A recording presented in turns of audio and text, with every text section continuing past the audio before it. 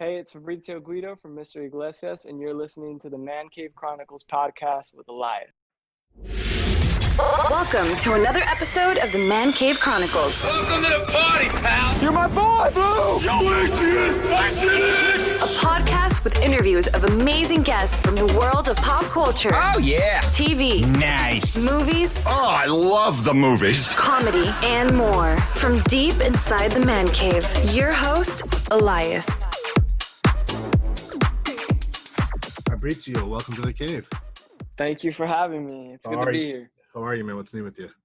I'm doing well. I went for a drive. A buddy of mine just got done. It's not necessarily like a proposal, but his girlfriend a promise ring. So I helped set it up, and I had to drive to like Angeles Crest Highway through like the mountains and help them set it up before he got there.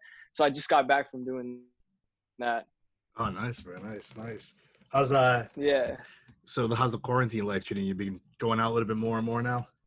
It's now I have. It's funny. I've actually just been going out with my friends that I saw today. I've just been going out for drives, and like every now and then I'll go by myself to the park. And normally the drives are just through like Malibu or like the mountains or anything like that, places that are kind of far away from like populated areas. But for the most part, I've pretty much been inside. Yeah. What else have you been doing?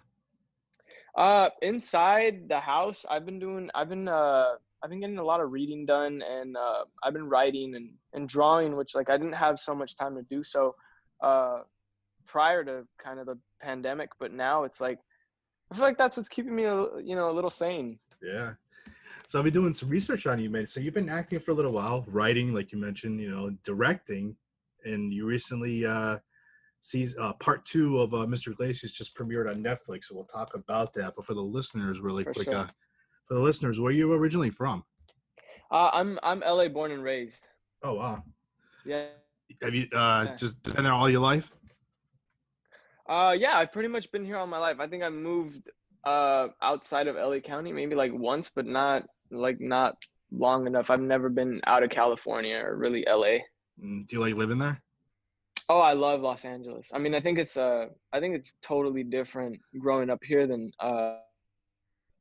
coming from somewhere else. I feel like a lot of people judge LA, but I feel like I get to see a side of LA that a lot of people don't.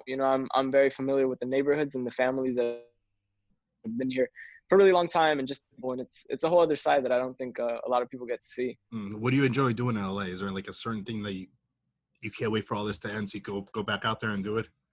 Well, I love the proximity of how close everything is. I mean, granted, there's a ton of traffic out here, but just being able to go to the beach one day in the mountains, like that same day, is something I love, like the city. I really miss, so I'm a really big fan of like taking the metro places, especially downtown, because parking is horrible in downtown. So I'll catch the metro, the subway, I'll catch that, and once I'm down there, I'll get one of those Lime scooters, those scooters that you can rent on the phone. Right. And I'll take it through like Little Tokyo and Chinatown and downtown. I'll go to like Grand Central Market, and I'll do all that run and then just come back home, and it's the best. Awesome. But I mean, that's totally changed. I got to reconsider how I do that now. Right. And who knows, who knows how much longer we're going to be wearing these masks and all that stuff too. Yeah. So how old were you when you kind of had an idea that you wanted to get into the entertainment industry? So, I mean, I've been in the entertainment industry. I've been around it all my life, one could say, but at around the age of 5 or 6, I think, my mother's a theater actress, so I used to hang out at the theater a lot and go to her shows. And, the theater is so closely related to like film and stuff, and you have people that work in film that come and watch, shows at theater. So my mom had a lot of friends that were filmmakers, and they always needed like a kid or something to be in their films, and they would ask my mom if I was willing to be in their shorts, in their short films. And as a kid, my mom asked me if I wanted to do it, and I was like, yeah, sure, I'll go ahead and do it. And I took a liking to it. I really liked being on set, and I like feeling like I was getting a movie done and just like playing make believe, and my mom was like, "Hey, do you want to pursue this? You want to try this out?" I was like, "Yeah." So I started doing commercials. I got a commercial agent when I was like 7. Oh wow. Yeah, and I was doing commercials up until I was like 12, 11 or 12 maybe. And then my commercial agent decided to take me on theatrically. So he started sending me for film and TV. And I think the first thing I booked TV was a guest star on Grey's Anatomy. And then shortly after that, I booked my first film. That was all around the age of like 12, Wow. 11, 12. Yeah. Just so like when you jumped right into this, like, did you even take like any like acting lessons, or you just like pretty much like learned from your mother? I took acting classes later on, but at the start it was a lot came from my mom, Yeah. which I was very fortunate to have her around, and she had already had all this experience in theater. And I feel like as a kid I didn't need too much training. It was like mostly just knowing how to follow directions, which I knew how to do. I was old enough to, comprehend what people wanted, and I wasn't super, like, I wasn't going over the top with my Yeah. acting.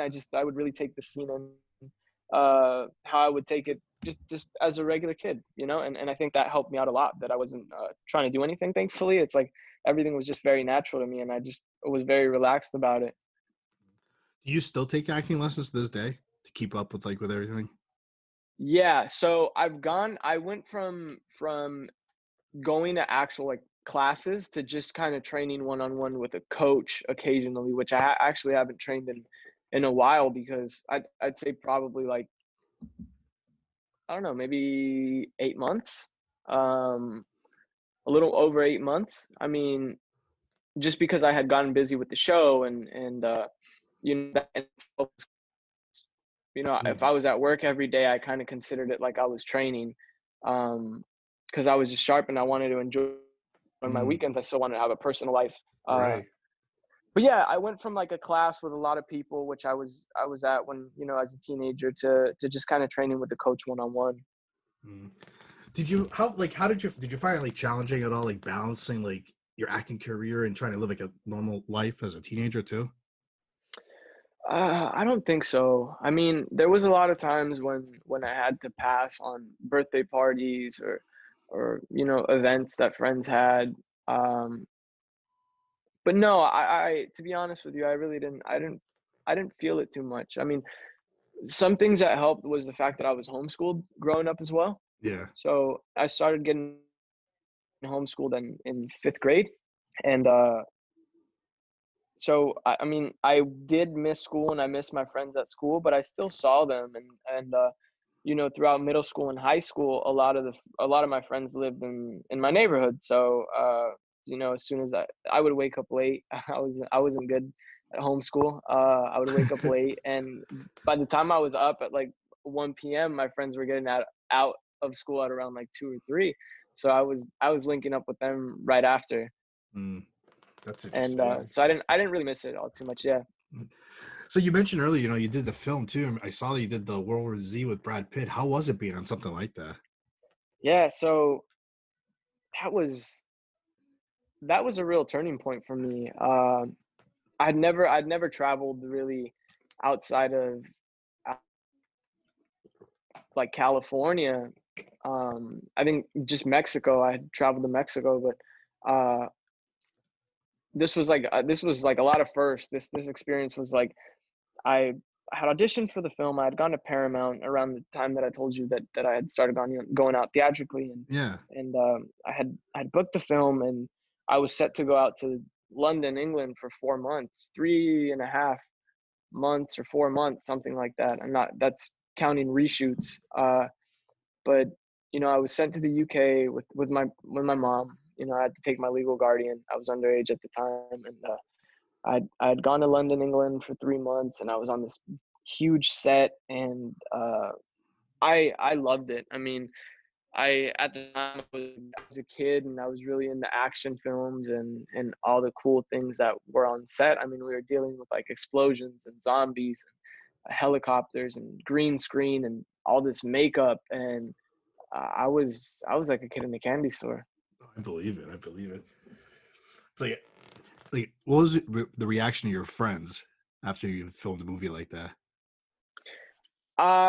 They were all really excited. I mean, my family and friends were very excited, and I always getting the same questions. It was, did you meet Brad Pitt? And were you scared? And one more was, it was,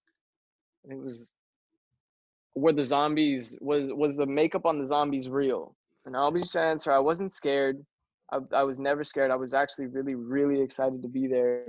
And yeah, I love being there. It was one of the coolest experiences in my life. And, uh, it did, you know, I was in multiple scenes with him. I don't know why a lot of people tend to ask me that, but I did meet Brad, and he's a gentleman, he's an awesome guy, and he's someone I still to this day look up to. That's awesome. So so you recently had Mr. Iglesias Part 2 premiered on Netflix. Yeah. Really quick for the listeners, if they haven't seen the show yet, explain to them like what the show's about. So the show's a sitcom. We do it in front of a live studio audience. It's it's kind of got like this nostalgic vibe, Yeah. of these like, yeah, right, these like sitcoms from the '90s. And it's, if you're familiar with Gabriel Iglesias, Fluffy, Oh he's yeah. a stand-up comedian, and he plays a history teacher. I happen to be one of these. Okay, so he's a history teacher that takes on these group of misfits, these misfit students that are at risk of dropping out of school or getting counseled out, or just kind of falling through the cracks. And he takes us on, and he takes on these misfit kids. I happen to be one of them, and it's a class, a history class, and that's kind of like his journey, just uplifting us, and him taking us on. And it's a great, just heartfelt comedy. Mm. Do you remember your audition when you first went in for this? Yeah. Tell us about that. So I remember the audition, and I had gone in to read for Sandy Logan. She's their casting director still, and um, I had gone in. I did the audition. I think like yeah. This was, I don't remember exactly what year it was, but it has to be like a year and a half or 2 years back. I went to go read for her. I didn't think much of it, but I was very excited to read for Gabe, because he's like a big deal for me. He's someone I really look up to. Always have. I've always been a fan of his. That being said, I'd gone to multiple auditions before, so I didn't want to get myself too excited. I was like, you know, don't jump the gun, and like, don't be super excited. You don't know where this is gonna go yet. A couple days after that, I had gotten a callback. I came in to read again for Sandy, and I think this was like a couple days before 4th of July weekend. Um, and then once I came, I'd gone to Vegas for 4th of July with a friend of mine who also went in to read for the role. Another friend of mine that's an actor, who's actually has a great show on Hulu right now. His name is Michael Cimino. His show is Love Victor. It's super awesome. It's one of my favorite shows on TV right now. But he had gone to read, and then we headed out to Vegas, because that's where he's from. We celebrated 4th of July at his family's house. I came back, and I got the call that I was going to come in and read for Gabe. This time we were going to have a chemistry read. Me and Fluffy were going to, we were going to be put in the same room, and we were going to read. This time I was going to be with Gabe and a couple of the writers and producers and the showrunner. And I was super stoked. I had gotten there, and I did the audition. I just remember just being across from him and, doing this audition. And when I was done, they asked Gabe, "Do you want to do anything else?" Gabe looked at me and he said, "No, I'm fine." At me and said, "Do you want?" And I said, "No, I'm fine." He said, "Oh, you're a confident one." And I stepped out of the room. I was headed back, and I was like, I just got in my head, and I was, I was like beating myself up. I was like, oh my God, I did horrible. He said I was a confident one. What does that mean? Does that mean I was bad? Does that mean I was good? And I was like, I'm gonna walk back in there, and I'm gonna ask him if we can run it one more time. And as I was like going on in my head, I had already walked off the lot, and I was like, okay, I can't walk back on. And I was just kind of bummed out that day, because I felt like I did terrible in the audition. And I just remember thinking like, hey, instead of like beating yourself up about this audition, like, why don't you appreciate appreciate the fact that you just acted across like one of the people that you really admire, like a comedian that you've been watching since you were a kid. Yeah. And I instantly went from like having the worst day to having the best day ever. And a couple days after that, I had gotten the call that, you know, I had gotten the role, and I was just over the moon. You could imagine, you know. Oh yeah. So how would you describe the character that you play on the show? So I mean, just in general, he's like a puppy. And I know that's very vague, but he's just everything excites him. And you know, I feel like for Mikey, that's my character's name. For Mikey, everything is new and everything is fresh to him, and he's very loving and very caring. And he's just, yeah, I feel like he gets to see the world with like a set of eyes that it's like everything he sees is he's very present, so everything's there for the first time, and he takes everything in differently, you Mm. know. So that's what I really love about the character. Yeah. You mentioned earlier you were homeschooled, so like this was kind of like different, like the role for you. Like you're actually like in a classroom and everything. So like, how did you like prepare for this role? Like, what did you do any research or anything? So you know, I had been homeschooled. I started being homeschooled in like fourth grade, for out of fourth grade into fifth grade. Okay. And then at that time, I you know, I had a couple years where I would go to a school 2 days out of the week.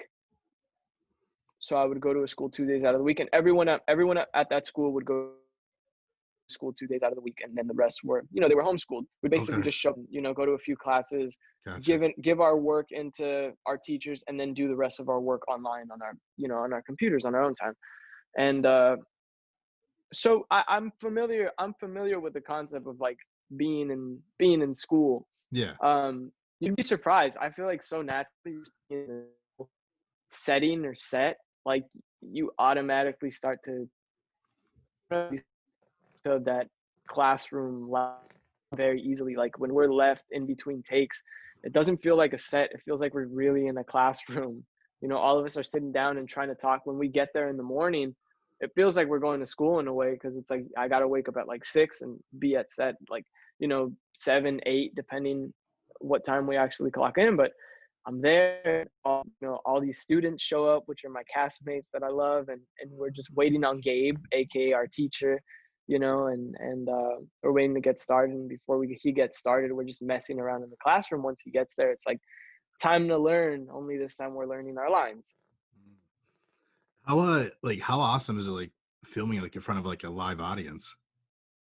Oh, I had never uh, done a sitcom. I'd never been on sitcom. I had done TV and and film, single cam, and I was very unfamiliar with it. I remember my first time going out there. I didn't really see the crowd because they bring us in from the back, Yeah. and then they introduce us to the crowd one by one. You know, the live studio audience. But I remember waiting in the, you know, the I don't know, the green room, and I could hear the crowd just like chanting, and I was like, whoa, I'm so not used to it. What did I get myself into? And you know, like I was excited, and it was just very like mixed emotions. And I think a couple people, you know, had never been in front of a live studio audience on the show. And you know, I remember stepping out and seeing the crowd for the first time, and I was like, wow, like the energy is crazy. And thankfully Gabe is, I mean, he handles the crowd with such ease. I mean, you know, he knows how to work a crowd unlike anybody I've ever seen. Like he's just one. And watching him doing that brought me a lot of comfort, and now I'm very comfortable with the crowd. But even that first day, that only lasted for like, I kid you not, like 10 minutes. After that, I had settled in, and we started to do the scene. And you know, unlike like anything, you know, when someone says action, you know, you're there, you're in the scene, you're like Yeah. present. The crowd's no longer there, but they are, because you have to wait. You know, it's very strange because you have to wait for the laughs, and then once the laughs clear out, you can deliver your line. And you know, that first day, it's like I was trying to get used to that, to the pacing and all. But it's something you pick up very very easily, very, you know, naturally if there. But Mm. it's super awesome. I mean, we really do look forward to our live tapings, because I mean, it's very different from watching the show. The show's awesome, but you know, I think anyone who's been to our live shows knows that, you know, a big part of the humor comes in, you know, us missing a line or Gabe improvising or moving in between takes, and Gabe will snatch the mic and he'll start talking to the crowd, and they give away t-shirts and they give away, Funko Pops and cups and mugs and all this stuff. Wow. And it's really like a party. So the episodes are like 30 minutes. How long does it take you to film an episode with a live audience? Okay, so get this. This is another thing I was like very unfamiliar with. We rehearse Monday, Tuesday, and then Wednesday we shoot scenes that the crowd won't be able to see because maybe the set isn't facing the crowd. Maybe they had to build like an extra, for example, any restaurants or stuff are built a little bit away from the crowd, so it's not very easy for them to see. Sometimes they do when they put it on the monitors and stuff, and they'll always show the scenes that we shoot on Wednesday to the crowd just so they know they can follow the storyline. But we rehearse Monday, Tuesday, Wednesday we shoot a couple scenes, and then Thursday we shoot the whole episode in one day. Wow. So how long is it? Is it the whole day? I think we go in at, I'd say maybe we go in for like hair and makeup and some small rehearsals and camera blocking for our director at around 1 in the afternoon, and we start our show. We have to start our show at like 4 or 5, and we shoot from about 5 to maybe 10 o'clock at night. Yeah, it's a long day. Yeah, it's a long day, and then the next day we come in for a table read. Oh, for the next episode, right? For the next episode, yeah. And sometimes it's a little tough because you got all these people coming to visit on Tuesday at the live show, and you have friends and family and just people that want to stay and hang out with you, right? Because it's a party. They set up food, and they all these people are there, and sometimes there's been times where I'm there until like 1 a.m. And then we have to come in the next day. Normally I'm pretty good at of like leaving pretty early, and friends and family know that I'm coming into work like the next day, but sometimes it's very easy to get carried away. Have you guys heard anything about another season? We have not. I at least I haven't yet. I mean, we have I can tell you that we have part 3 coming out. That I actually don't know when, but we had already done part 3, which is supposed to tie in with part 2 that just released. But I wouldn't know yet. The show I from what I see, the show's doing really well, and it stayed on Netflix's top 10 throughout the weekend, so that was very, very cool to see. It's good because every time you turn on Netflix, it's always like a drama or something like that. So you need that comedy once in a while to show up on there also. Yeah. So what's next for you, man? Any other projects that you did before this whole pandemic went down?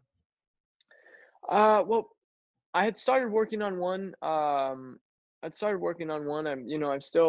can't say, but I'm actually supposed to get back to doing that. When all this clears up, we were aiming at shooting during 4th of July, but that doesn't look like it's gonna happen. So it's probably gonna be pushed even more. But yeah, I am working on a new film. That's awesome. Do you like a dream role you want to play someday? A dream role? Yeah.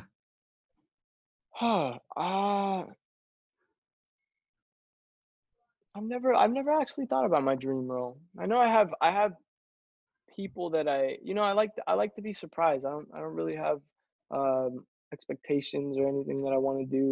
I feel like a lot of the best things have come from me, like not really being like, I could have never imagined that I'd be on a sitcom with Gabe. Right. He's a stand-up comedian. So it's hard to say. I know I have people that I definitely would like to work with. That's for sure. Like just their style of film, any kind of character, and some of these directors and writers and some cinematographers' films for sure. Are you gonna try to stick with both, or are you gonna think about like someday try to like go towards more film or more TV? Have you given a thought about that? Oh, honestly, it's whatever moves me. Yeah. It doesn't matter. As long as as long as it's something I'm passionate about. I love to do independent stuff. I love to do big stuff. It just has to be stuff that I'm passionate about. This is something that I dedicate a lot to me, and I spend a lot of time with them, and so yeah, anything that I do, I just have to be passionate about it. That's first of all. That's awesome. Yeah, and I Mhm. mean, like you said, it's always good to like sometimes like you get that script and you're like, oh, I never thought about playing this role, but this looks awesome. Yeah, yeah, yeah. I think that's some of the best stuff is just like, being surprised and bringing something new, which I love to do. I love to experiment with like, h- you know, if let's say you're the bad guy or something, or and everyone expects the bad guy to be kind of like mad or something, but if you play it in some other odd way, it could work even Right, better. So, right. you never know. It's just a matter of playing with things, and I find inspiration from people I meet, and just things and books that I read that maybe aren't aren't movies yet and stuff, and I get ideas to work with like characters. Mm. So, lastly, how can the listeners find you on social media? So on Twitter, I'm Fabrizio Guido 1, and on Instagram, it's my name, just Fabrizio Guido. All right, Fabrizio, this was fun. Thank you for coming on. Hey, thank you for having me on. That's a wrap. That's a wrap, everybody. That's a wrap. Thanks for listening to the Man Cave Chronicles podcast. I finally get my man cave. You can find us on Twitter, Facebook, and Instagram at the MCC Podcast and our website, themccpodcast.com. Until next time.